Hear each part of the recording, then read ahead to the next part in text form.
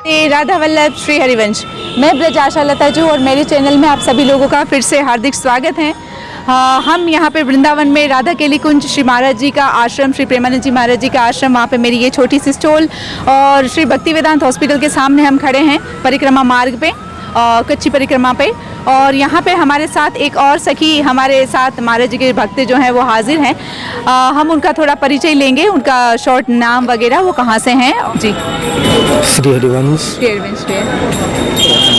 मैं उत्तराखंड हिमालय से हूँ, यमुनोत्री से, और वर्तमान में श्रीधाम वृंदावन में वास कर रहा हूँ। वहाँ भी शरीर का आश्रम है। बस यहाँ वृंदावन का वास का वैसे आना जाना था, लेकिन जो वास का जो मन बना वो केवल ये सत्य है। हाँ, महाराज जी, हाँ, बाबा जी की कृपा रही है। और बहुत पहले की बात है, उस समय महाराज जी अपने हितधाम में सत्संग करते थे, लेकिन और सत्यता ये थी कि शरीर भी भागवत करता है। तो कभी होता है ना कि किसी को सुन ले, वहाँ जा कर के लगा कि हम तो कुछ भी नहीं है। सत्यता है, आप सच मानिएगा, ये कोई बिल्कुल औपचारिकता नहीं है। तो महाराज श्री को अब कैसे मिले, है ना, किसी वो कैसे मिले, इतनी हिम्मत थी नहीं कि महाराज जी के पास जाएं और बोले। हमें डर भी लगता था कि क्या सिस्टम है क्या। तो महाराज जी सुबह सुबह अपने गुरुदेव के यहाँ जाते थे। उस समय कुछ भीड़ नहीं होती थी।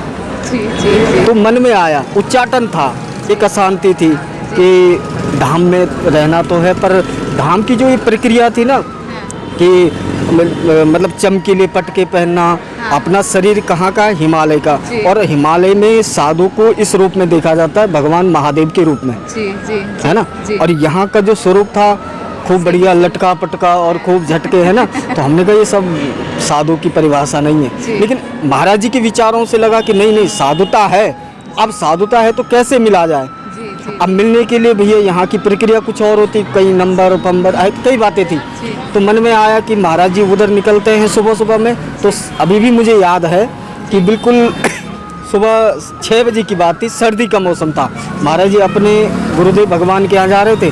तो हमने बढ़िया पूरा पर्चा लिख दिया, चिट्ठी पूरा लिख करके हमने ऐसे प्रणाम किया। तो बाबा जी ने गाड़ी सहजता से रोक दी। तो हमने सीधा पकड़ाया, हमने ना हरिवंश बोला, हमें पता नहीं था हरिवंश होता क्या है। राधे प्रणाम किया, क्योंकि अपने यहाँ तो साधु को ओम नमो नारायण बोलते ना, तो यहाँ मुझे पता नहीं था कि हरिवंशी बोला या हरदासी बोला। हमने पर्चा पकड़ाया, प्रणाम किया सहजता से।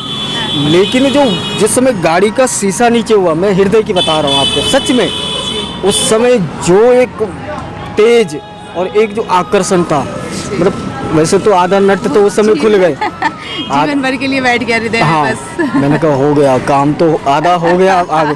अच्छा, मुझे लगा कि क्या पता मेरा पर्चा कहीं इधर उधर कोई चिट्ठी विट्ठी, उसमें सारी बातें थी, सब कुछ था। दूसरे दिन हम वहीं खड़े हुए, उस समय रोज जाते थे, उस वक्त रोज जाते थे, पहले वहाँ जाते थे, उसके बाद सत्संग होता था। दूसरे दिन मैं खड़ा हो गया। उस दिन ना मैंने ऐसे कुछ नहीं, सहज में गाड़ी रोकी और शीशा नीचे किया और ऐसे आलिंगन भरा और ऐसे माथे को चूमा, बोले बच्चा श्री जी तुम्हें खींच रही है, लाडली जी तुम्हें प्यार कर रही है, बस सह जाओ और रह जाओ। इतने शब्द, इतना ही सब, और वो नाम, बोले बस। उस समय क्या स्थिति हुई होगी ये वाणी के द्वारा नहीं बोल सकता ना मैं। अच्छा, मैं इस बात को भी नहीं बोल रहा हूँ कि मैं कोई बहुत बड़ा अपने आप को अन्यथा ना ले। मैं केवल एक, मेरे जीवन में 2-3 साधु ऐसे हैं जिनके स्पर्श से जीवन को करंट सा लगा, लेकिन इनके प्रभाव में आके, इनके स्वभाव में, आचरण में देखा है ना। मैं महाराज जी को तब से दर्शन किया है जबकि वो उसमें हित में रहते थे और स्वेटर एक पहनते थे, एक, और परिक्रमा करते थे बस। उस समय से लेकिन उस समय वही होता है ना कि अपना भी विवेक जागृत इतना नहीं था। वृंदावन आते थे, प्रणाम किया, 1-2 साधु का दर्शन बेला की, निकल गए। फिर महाराज जी ने जो उस दिन हृदय से लगाया, और जो उस समय की जो मुद्रा थी, वो सब पीछे भूल गए कि क्या है, पीछे आश्रम है, कहाँ के हैं, क्या है, बस श्रीधाम वृंदावन में वास कर रहे हैं। तो बाबा फिर आपकी दीक्षा हो चुकी महाराज जी से? उसमें अभी संशय है, मैं उस विषय को अच्छा प्रकाश में नहीं, ठीक। लेकिन प्रश्न किया था महाराज जी, तो बोले कबीर जी को याद कर लो, आनंद आ गया। समझ जाओ आप, जी, मतलब जी, कोई परंपरागत नहीं, जी जी जी। बोले आप हाँ। मतलब सहज में ही हो गई। तो बाबा हम जान सकते हैं कि आपके पिछले गुरुजी जो अभी हैं जो हाल में, वो कौन से हैं, उनका परिचय?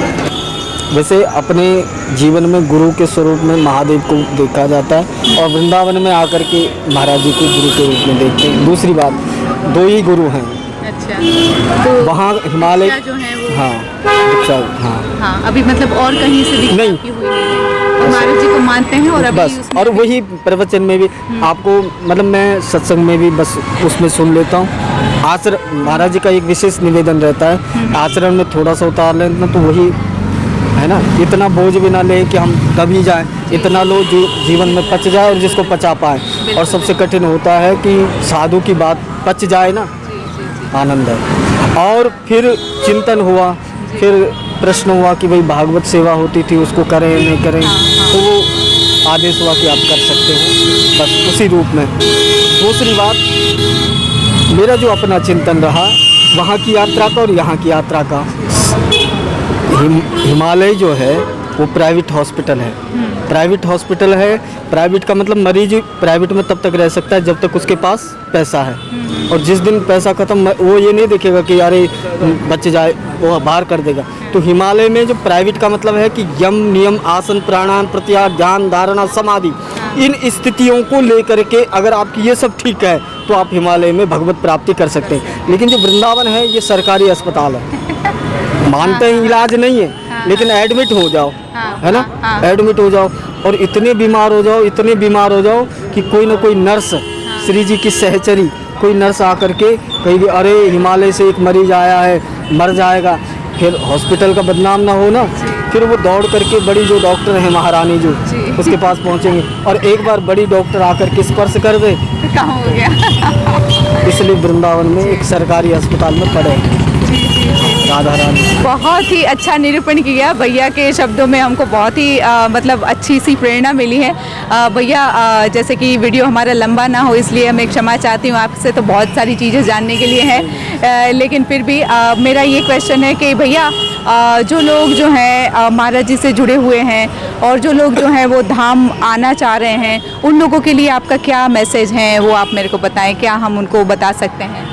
धाम में धाम की तरह है, समझ रहे हो ना, धाम में धाम की तरह। जैसे मरीज अस्पताल में जाता है ना तो अपनी मर्जी से थोड़ी जाता है, डॉक्टर के अनुसार रहता है। आप इनको फॉलो करते हैं, महाराज जी के वचनों को, बस मंत्र मूलम गुरुर्वाक्यम मोक्ष मूलम गुरु कृपा।